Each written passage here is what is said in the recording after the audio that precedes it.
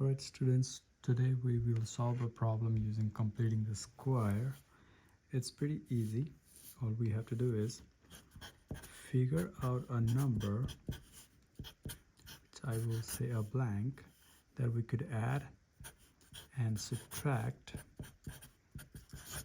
in the problem. Now, what is that number that we could add or subtract here?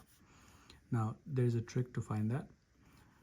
You take the middle guy, divide by 2, and usually 2 times the number in the front, which in our case is invisible 1, so it's 2 times 1, so that's 4 over 2. 4 over 2 is 2, right? And then square it. That's the number that goes in these boxes. So we are adding 4 and we are subtracting 4. They are balancing out, so technically we are still with the same problem. 12 is still there, 4x still here, x squared still there. We just wrote plus 4 minus 4, so we can balance it. And here comes the trick. Now that you have a 4, you could squeeze this part into this expression, x plus 2 squared. This means same as that. Now how did I get to 2? Take the square root of the number that you just found. Let me just show that by arrow, square root. How did I get the plus? Take the middle sign always.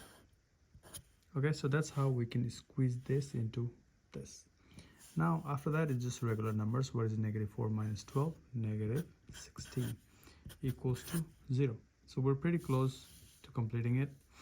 Now again, we are trying to solve for x, right? So our goal is to make the x by itself. That means we need to get rid of the 16, we need to get rid of the square, and also 2.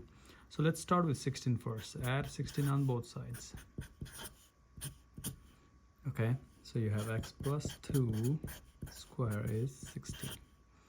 Let's get rid of the square here, and the only way we could get rid of the square is square root it on the both sides. Boom, boom. Right, so now you have x plus 2 on this side, but every time you square root a number in the equation, you get what? Plus and minus. What is radical 16? 4. I hope you know that. Now that we have these two signs, we could split the solution into two problems. X plus 2 is positive 4, that's our one solution, and x plus 2 is a negative 4.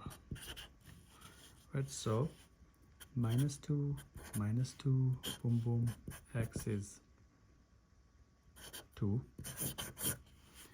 Minus 2, boom, boom, x is negative 6. These two are your answers. So we solved this problem using completing the square. And I think the tricky part is what number to add in these boxes and how to squeeze this problem into this expression into this expression. Once you know that, completing the square is pretty easy. All right, thank you.